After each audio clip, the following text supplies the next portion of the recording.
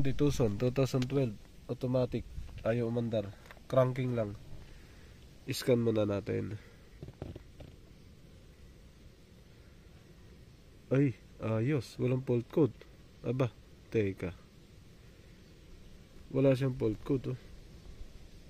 Sa engine clear, transmission ganun din. Aba, pambihira.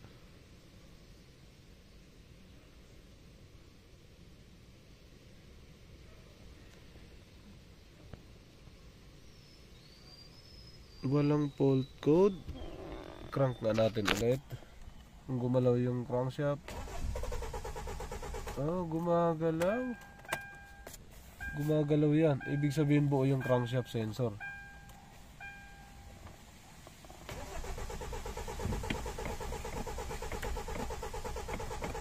Ayaw talaga. Ayaw talaga, ayaw. Kahit pilitin pala siya, ano, ayaw talaga, ano. Pwedeng tatamaan nito, check natin dito, fuse, tsaka relay. Tapos, para umandar yung sasakyan, kailangan may gasolina. So, gasolina na lang kailangan nito, tsaka spark plug. Yung putok ng, ano, kuryente. Ayun, may BCM, isa. Ano to? Can error. Can error, can error. Can error. Pangalawa, ito ano to?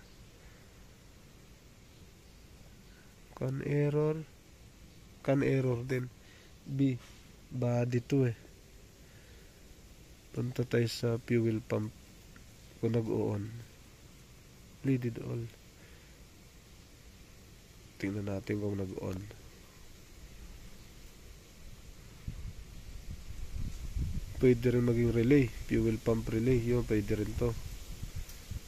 Fuel, yun, main relay.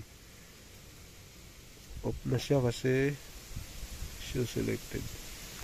Pag off na susi, mag-off yan. Tapos pag on, mag-on yan nga sa ibabaw. Fuel pump, off natin. Tapos on, mag-on yan. Ay, ayaw. Start. Start pa, start. Ayun, gumagana. Gumagana.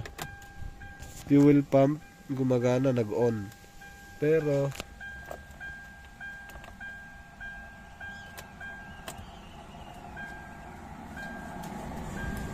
meron may naririnig ako. Yun, dito na tayo sa makina. Ito na, buksan na natin. Ito, tingnan muna natin to. Kung may tubig. So, may laman. Goods. Ito, ang bubuksan natin. Pwede rin kasi mag-fault to, yung apat, kung sabay silang mawala.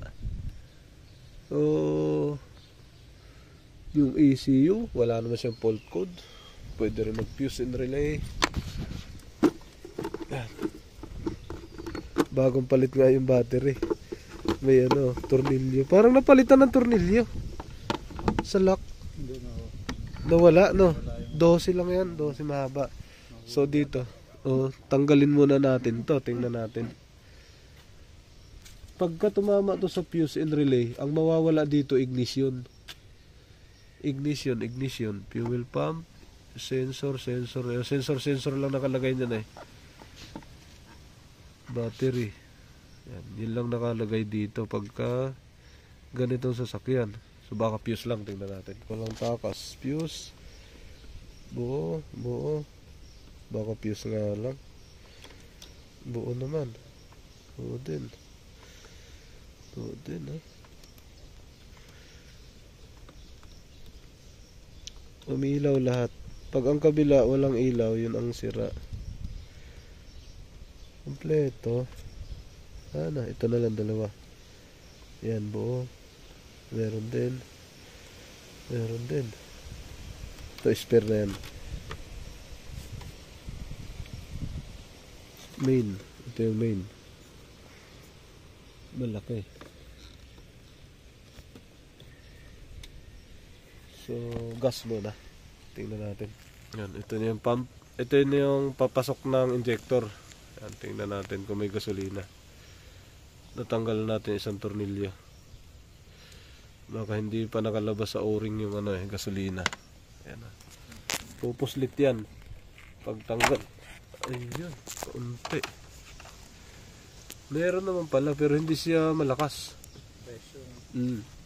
Okay sir, on mo ang susi. Tingnan natin kung sisirit dito. Yan, naka-on na. Ang ano nito, ang gasolina nito, gagana lang to pagka in-start eh. Gagana lang siya pag in-start. Off, on. Sige sir, start mo. Opo. Saka to pupuslit eh. Ay, walang lang. Meron? Anong kulay, anong gasolina to sir?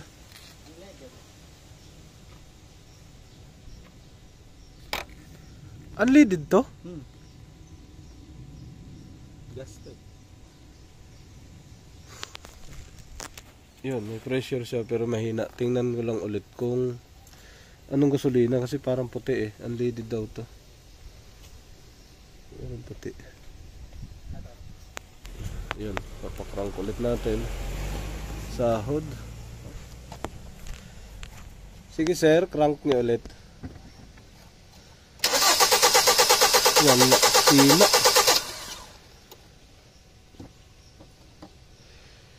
Isa pa sir, crank niyo ulit. Mahina to. Up.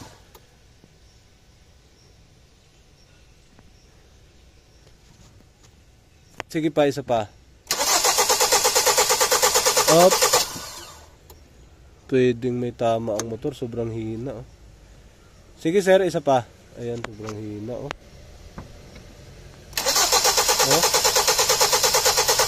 Up. Mahina lang siya. At ito ang lumabas ng ating tinanggal. Unleaded na may halong. Saan ka nagpa-gas sir? Unleaded to. Oo, medyo pula kasi ang Petron eh. Yung extra. Yan, binaklas natin yung ano, upuan. Tingnan natin yung fuel pump. Ito yung fuel pump niya. First time to mabuksan. Yan oh. Pero dito, sa nakita natin, kasi walang pressure yung gas eh. Ayan oh. Biak yung takip. Oh, sobrang dumi na rin, you know? Hindi ko alam biak o talaga, ano to eh, buo yan eh, dapat hindi yan biak. Baka kaya walang pressure. May gasolina pero walang pressure, napakahina. Sige sir, on mo daw yung susi. Tingnan, pakinggan ko kung meron. Ano, nagana? Nagana siya. Umuugong. Meron. Balikan natin sa labas. Sumirit na siya. Ayun. Sige. Sir, on mo ulit sir, susi. Tingnan kung gaano kalakas. Dapat may pressure. Ah, mahina nga lang. To saglit lang. Start. Oo. Up. Walang pressure talaga. Parang umiihi lang. Balik natin yan. Yan, ito na. Tinanggal na natin. Ito na siya oh. Biak talaga siya mga sir. Yan. Kasi dapat nakasarado talaga to. Nakaganon. Tingin ko na back binaklas to oh. Pumutok lang siguro sa init. Yan, nakaganyan dapat yan. So nabitak siyang ganun. So tingnan natin kung na-damage na yung pressure sa ilalim. Kasi meron tong o-ring eh sa gilid. Ah, matagal na to. Yan oh. Matagal na siguro ganito. Nangitim na yung tinamaan eh. Nagkaroon to ng singaw. Pagka siguro nagkaroon ng singaw to. Singaw. Yan. Yung pressure. Nawala. Yan. Bunutin natin. Ibang klase ang tangke nito. Ano, fuel pump. Laki. Yan. Yan na siya. Ang may gas na yan.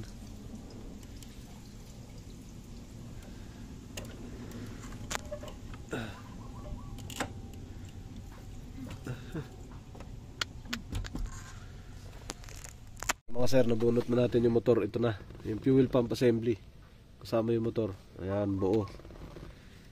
Pabugahin natin to dito ngayon, actual, kung gaano kalakas. Nabunot na natin. Ito na yung motor.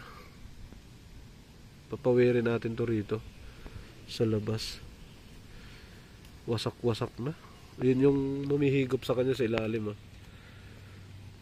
Yung pinaka parang LC. Yun. Baka pudpud na. Subukan natin. So, wasak-wasak na rin yung ganito. Sa tagal na siguro ito. Yun, filter. Yan mga sir, sinaksak ulit natin, tinanggal na natin to yung pump. Ito na mismo. Tapos pakinggan natin kung anong tunog. Ibang iba na yung tunog niya. Uy, ano nangyari dyan?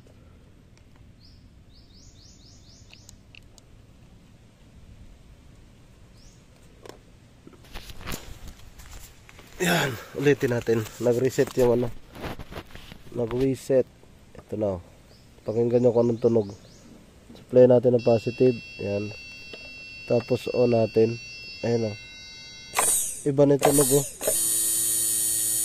Magaralgal na. Dapat pino lang yan.